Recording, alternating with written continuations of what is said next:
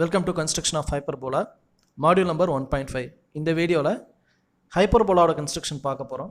ஏற்கனவே நம்ம பார்த்தது எலிப்ஸ் பார்த்தாச்சு, பேராபோலா பார்த்தாச்சு. இப்போ ஹைப்பர்போலா பார்க்க போகிறோம். ஹைப்பர்போலா இஸ் நத்திங் பட் ஒரு கோனிக்கல் செக்ஷனோட வெர்டிக்கல் ஆக்சிஸுக்கு ஈக்குவலண்ட்டான கட் செக்ஷன் கொடுத்தோம்னா அந்த ரிமைனிங் பார்ட்டுங்கிறது ஹைப்பர்போலா. கிட்டத்தட்ட ஹைப்பர்போலாவுக்கும் பேராபோலாவுக்கும் என்ன ஒரு ஒத்துமை சிமிலாரிட்டி அப்படின்னு கேட்டிங்கன்னா ரெண்டுமே த எண்ட்ஸ் நெவர் ஜாயின்ஸ். இது ஒரு ரெண்டு எண்டுமே ஜாயிண்ட் ஆகிருக்காது. எலிப்ஸுங்கிறது ஒரு முழு வட்டமாக நீள்வட்டமாக மாறும். இது அந்த ஹைப்பர்போலா பேராபோலா ரெண்டுத்துக்கும் முடிவுங்கிறது இருக்காது. ரெண்டுமே என்னவாக இருக்கும்னா முடிவு இல்லாமல் ஒரு கருவாக தான் இருக்கும். ஸோ அதனால் இது ரெண்டும் ஓரளவுக்கு பேரலாக இருக்கும். So let me see the construction. Okay, so construction of hyperbola eccentricity is always greater than 1. The keywords will be என்னென்ன டைப்பில் இருக்கும்னா 3/2, 4/3, 5/4, 6/5, 7/5, 5/2, 6/2. இந்த மாதிரி நியூமரேட்டரில் இருக்கக்கூடிய வேல்யூ ஆனது அதிகமாகும், டினாமினேட்டரில் இருக்கக்கூடிய வேல்யூ கம்மியாகவும் இருக்கும். நியூமரேட்டர் ஜாஸ்தி, டினாமினேட்டர் கம்மி. இது மட்டும் தானா அப்படின்னு கேட்டிங்கன்னா சம்லேயே சில நேரம் என்ன கொடுப்பாங்கன்னா the ratio is 7 times equal, the 7 times greater than, 5 times greater than அப்படின்னு கொடுப்பாங்க. ஸோ அதில் வார்த்தைகளோட அலைன்மெண்ட்டை பொறுத்து greater than numerator, less in denominator இந்த ஆர்டரில் இருந்துச்சுன்னா the following curve will be hyperbolic curve. So இப்போது இந்த 3 கீவேர்டு நம்ம பார்த்துட்டோம். இந்த கீவேர்டு இல்லாமல் ஒன் ஆஃப் த கீவேர்டு இருக்குது. அந்த கீவேர்டில் 5/2 அப்படின்னு ஒரு காம்பினேஷனில் எடுத்து நான் இந்த ப்ராப்ளம் சால்வ் பண்ண போகிறேன். So let me see the next problem. இந்த ப்ராப்ளத்துலேருந்து நம்ம 1 by 1 டிசைட் பண்ணுவோம். எண்ட் ஆஃப் த ப்ராப்ளம் என்ன செய்யணும்னு கேட்டிங்கன்னா நம்ம கொடுத்துருக்கிற இந்த கீவேர்டோட நீங்களே ஒரு டிஸ்டன்ஸை அசம்ஷன் பண்ணி வரைஞ்சு பார்க்கலாம். ஓகேங்களா? So moving with the problem. இதோட ஆக்சுவல் கட் செக்ஷன் நமக்கு தெரியும். ஹைப்பர்போலானா எப்படி இருக்குங்கிறத பார்த்தாச்சு. Next we are going for problem. So regarding the problem, a point F which is 70 mm from a line, a point P is moving in a plane such that the ratio of its distances from F and line remains constant and it is covering the eccentricity at 5/2 between them. Draw the locus of the point P. நியூமரேட்டரில் 5 டினாமினேட்டரில் 2 இருக்குது. அப்போ இதோட eccentricity value represents hyperbolic curve. இந்த ப்ராப்ளத்தில் எந்த இடத்துலையுமே ஹைப்பர்போலான்னு குறிப்பிடப்படலை. நமக்கு இருக்கிற ஒரே ஒரு ட்ரம்ப் கார்டு இந்த டிஸ்டன்ஸ் மட்டும். இந்த எசன்ட்ரிசிட்டி வேல்யூ த டிஸ்டன்ஸ் 70. இது ரெண்டுத்தை மட்டும்தான் நம்ம என்ன செஞ்சாகணும்னா வச்சு வரைஞ்சாகணும். ஸோ இதுக்கான solution what they have given, eccentricity value is 5/2, the total distance is 70. 5 இன்ட்டுமே ஆட் பண்ணால் 7. 70 divided by 7 which is equal to 10. அப்போது வெர்டெக்ஸ்லேருந்து ஃபோக்கஸ் வரைக்கும் இருக்கக்கூடிய டிஸ்டன்ஸு 70. அதை 10 பிரிக்கணும். பிரிக்கும்போது எத்தனை கோடு வரும்னா 7 கோடுகள் வரும். அப்படிங்கிறது தான் இந்த டோட்டல் டிஃப்ரென்ஸ் சொல்லப்படுது. இப்போது already we know that E = FE by VD. அப்போது இந்த டிஸ்டன்ஸ் ரெண்டுத்தையும் எடுக்கும்போது the value of FE will be 5, VD will be 2. இதுதான் நம்ம டிஸ்டன்ஸாக எடுக்க போகிறோம். ஃபஸ்ட்டு எடுத்தோடனே ஒரு ஆக்சிஸ் லைன் கொடுத்தாச்சு, செகண்டாக அதோட கிராஸ் லைன் கொடுத்தாச்சு. அடுத்து இதோட டிஸ்டன்ஸ் எவ்வளோன்னு குறிப்பிடப்பட்டிருக்குன்னு கேட்டிங்கன்னா 70 இல்லையா? அந்த 70 டிஸ்டன்ஸுங்கிறது இங்கே வந்தாச்சு. So we have given 70. ஓகேவா? இந்த 70 டிஸ்டன்ஸுங்கிறது இங்கே வந்துருச்சு. நெக்ஸ்ட்டு இதுலேருந்து ஸ்ட்ரெயிட் லைன், அந்த லைன்லேருந்து 5/2 அப்படின்னு ஏற்கனவே நம்ம சம்மில் கொடுத்துருக்காங்க. 5/2 இல்லையா? இங்கே 5, இங்கே 2 அதுதான் குறிப்பிடப்படுறாங்க.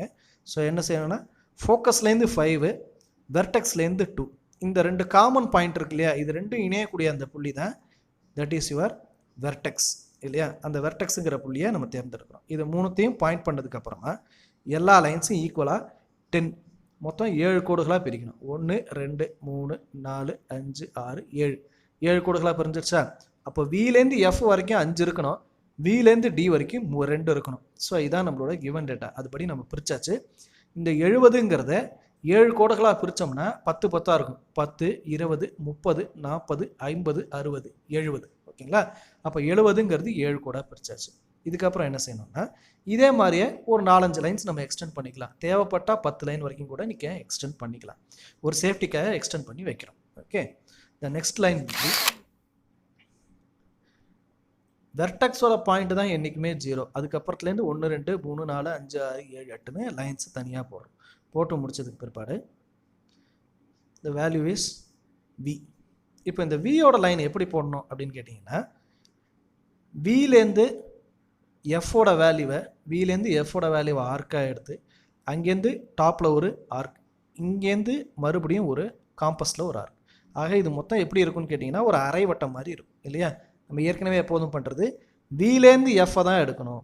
வியோட புள்ளியை நம்ம தேர்ந்தெடுக்கிறதுக்கு முன்னாடி எஃப்பும் வியும் இருக்கிற டிஸ்டன்ஸு, டாப்பில் இருக்கிற வேல்யூ எஃப்வி, பாட்டமில் இருக்கிற வேல்யூ விடி. அதை எப்போதுமே ஞாபகம் வச்சுங்க. அதுபடி விலேருந்து எஃப்போட டிஸ்டன்ஸை காம்பஸால் எடுத்து மேலே ஒரு கோடு, பாட்டமில் ஒரு ஆர்க், ரெண்டுத்தையும் வெட்டுறோம்.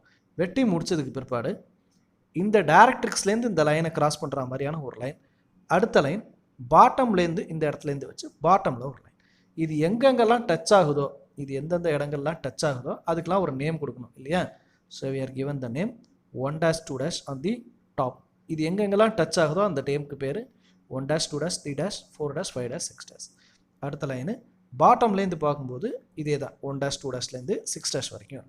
இப்போ அடுத்த பாயிண்ட்ஸ் என்னென்னு கேட்டிங்கன்னா ஆர்க் எடுக்கிறது. நம்ம எப்போதும் எப்படி ஆர்க் எடுப்போம் அப்படின்னு கேட்டிங்கன்னா ஃபஸ்ட்டு ஆர்க்கு 1லேருந்து 1 அந்த டிஸ்டன்ஸை மெஷர் பண்ணி எஃப்லேருந்து மேலே ஒரு ஆர்க்கு, கீழே ஒரு ஆர்க்கு. நெக்ஸ்ட்டு செகண்ட்லேருந்து 2 டிஸ்டன்ஸை எடுத்து எஃப்லேருந்து ஒரு ஆர்க்கு மேலே, இங்கே ஒரு ஆர்க் கீழே. ரெண்டும் ஆர்க்கில் டச் பண்ணுதுன்னு யோசிக்க வேண்டாம். சில நேரம் டச் ஆகும், எல்லா நேரமும் எல்லா பாயிண்ட்ஸும் இப்படி டச் ஆகும்னு அவசியம் கிடையாது. ஓகேங்களா.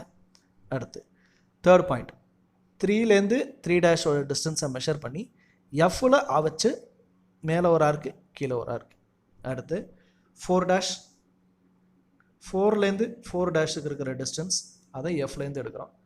5 இட் இஸ் நத்திங் பட் ஏற்கனவே 5ங்கிறது ஃபோக்கஸில் இருக்குது. ஸோ அதனால் டைரெக்டாக ஆர்க் அடிச்சிடலாம். அடித்ததுக்கப்புறமா கடைசியாக 6 இந்த இடத்துல டாப்பில் ஒரு ஆர்க்கு, பாட்டமில் ஒரு ஆர்க். ஓகேங்களா. இந்த எல்லா ஆர்க்கையும் என்ன பண்ணுறோம், 1 by 1 இணைக்கணும். இணைக்கும் போது மெல்லிய கோடுகளால் பொறுமையாக இணைக்கணும். ஓகேங்களா. இப்படி இணைக்கக்கூடிய கர்வுக்கு பேர் ஹைப்பர்போலா அப்படின்னு பேர். சரிங்களா. ஸோ இதோட tangent and normal at the end of the session we are going to discuss briefly. இப்போது நம்ம செய்ய வேண்டியது என்ன அப்படின்னு கேட்டிங்கன்னா இங்கே நம்ம 2, 5, 70 இந்த டிஸ்டன்ஸ் எல்லாமே கொடுத்துருக்கோம் இல்லையா. இதெல்லாம் என்ன டைமென்ஷனில் இருக்குது அப்படின்னு கேட்டிங்கன்னா ஆல் டைமென்ஷன்ஸ் ஆர் இன் எம்எம். இதோட டைமென்ஷன்ஸ் எல்லாமே எம்எம்மில் தான் குறிப்பிடப்படணும். சரிங்களா. ஸோ அது வெரி வெரி இம்பார்ட்டண்ட். இதோட டேஞ்சன்ட் நார்மல் அடுத்த வீடியோஸில் பார்க்க போகிறோம். ஸோ இந்த டேட்டாவை மட்டும் வச்சுக்கிட்டு இதே கொஸ்டினில் இருக்கக்கூடிய டிஸ்டன்ஸை மாற்றுங்க, எசன்ட்ரிசிட்டியோட வேல்யூவை மாற்றுங்க. மாற்றி நீங்கள் எப்படி வருது அப்படிங்கிறத ப்ராக்டிஸ் பண்ணி பாருங்கள். ஓகேங்களா. ரிகார்டிங் தட் இதுதான் நம்மளோட ஹைப்பர்போலாவோட கன்ஸ்ட்ரக்ஷன். டவுட்ஸ் இருந்துச்சுன்னா கேளுங்க, கமெண்ட் செக்ஷனில் சொல்லுங்கள். As usual keep supporting. Thank you.